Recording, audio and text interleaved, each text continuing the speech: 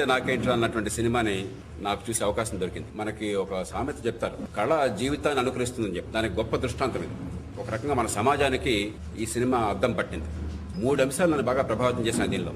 మొట్టమొదటిది, ఈవేళ రాజకీయం అంటే కుళ్ళు అన్న భావన ప్రజల్లో బాగా ప్రచారమైంది. దానికి బలమైన ఆధారాలు ఉన్నాయి, దృష్టాంతాలు ఉన్నాయి. కాబట్టే ప్రజల్లో ఆ విధమైన భావన పాకిపోయింది. సామాన్యుల బిడ్డల జీవితాలను సమాధి చేసి వాళ్ళ కుటుంబాల కోసం పునాదులు కట్టుకోవడమే రాజకీయంగా ఇవాళ మారిపోయింది.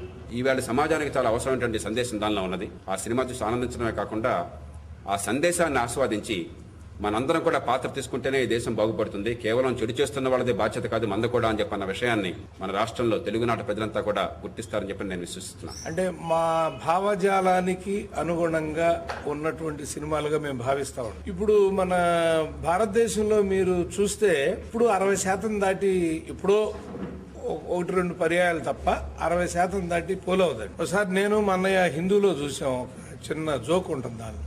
ఎప్పుడు 60% పోలవుతూ ఉంటుంది, మిగతా 40 మంది ఏం చేస్తున్నారు అని. ఎవరు గెలుస్తారో ఎవరు ఓడిపోతారో ఎనలైజ్ చేస్తూ ఉంటారు 40 మంది. 40%. ఆ 40 మంది మేధావుల్ని మీరు మౌనంగా ఉండొద్దు అని నిద్రలేపుతున్న వారు మమ్మల్ని వాళ్ళ పిలిచి మమ్మల్ని అభినందించినందుకు మా యూనిట్ తరపున ముందు నేను వారికి కృతజ్ఞతలు తెలియజేస్తున్నాను. వాళ్ళు రాజకీయ నాయకులు అంటే ప్రజల్నే మోసం చేస్తారనుకున్నాం, కన్నవాళ్ళు కూడా చేస్తారని ఇప్పుడే తెలిసింది. అంత భయంకరంగా ఉందండి రాజకీయం అంటే. అట్లాంటి పరిస్థితుల్లో చక్కగా మా రాజశేఖర్ జీవిత ఇద్దరు స్పందించి తెగించి అని కూడా వాడుతున్నానండి నేను, తెగించి. ఎందుకంటే ఒక్కోసారి పొలిటికల్ సినిమాలు ఆడవండి, ఫుల్ పొలిటికల్ సినిమాలు ఆడవు. బాగానే ఉందండి, కానీ పాలిటిక్స్ అన్నారంటే అయిపోతామండి. కానీ ఆ తండ్రి కొడుకుల డ్రామా, అక్క తమ్ముల డ్రామా, బావబామ్మల డ్రామా, అవన్నీ కూడా ప్రజలకు నచ్చి ఇవాళ అద్భుతమైన విజయంగా కొనసాగుతున్న సందర్భంలో మీకు ప్రత్యేకంగా మా ధన్యవాదాలండి.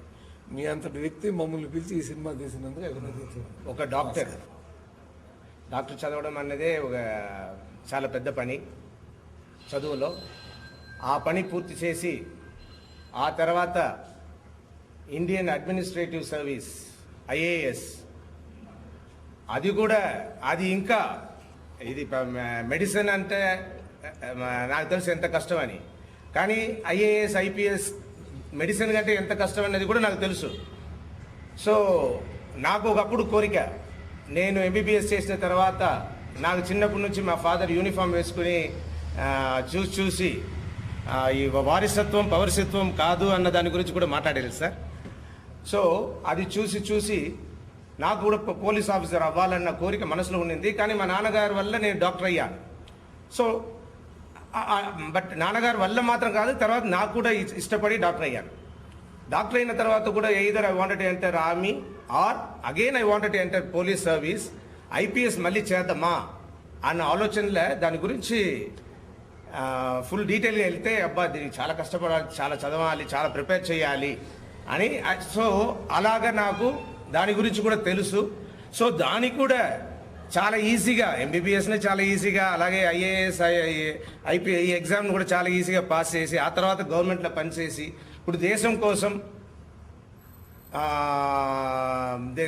దేశంలో ఉన్న పూర్ పీపుల్ కోసం, వాళ్ళు బాగు చేయడం కోసం ఇప్పుడు పార్టీ పెట్టి ఇప్పుడు ఎంతోమందికి ఆయన ఓ పెద్ద నాయకుడుగా ఉన్న ఆయనంటే ఇష్టపడిన వాళ్ళు కూడా ఎవరు ఉండరు. అందులోనో లేకపోతే వ్యాసంగంలోనే వెళ్ళినప్పుడు ఇన్స్పైర్ అయ్యి అర్హత ఉండి కష్టపడితే దానిలోకి వెళ్ళడం, ప్రజలకు సేవ చేయడం అని చెప్పాను.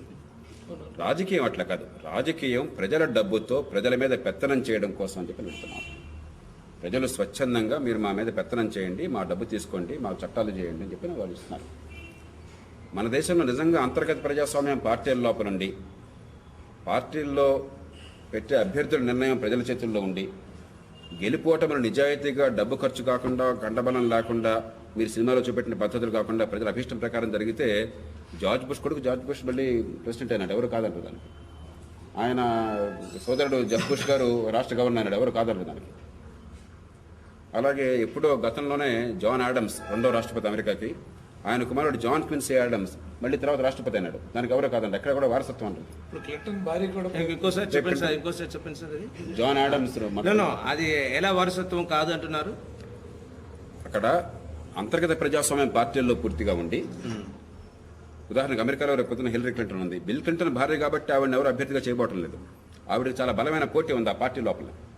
ఆ పోటీ నిర్ణయం చేసేది పార్టీ హైకమాండ్ కాదు, పోటీ నిర్ణయం చేసేది ఆ దేశం మొత్తంలో ఉన్నటువంటి సామాన్య పౌరులు, ప్రజలు. వాళ్ళు ప్రాథమిక ఎన్నికల్లో ఓటు చేసి హిల్లరీ క్లింటన్ కావాలా, లేకపోతే బారాక్ ఒబామా కావాలా, లేకపోతే మరొక ఎవరిన కావాలో నిర్ణయించుకుంటారు.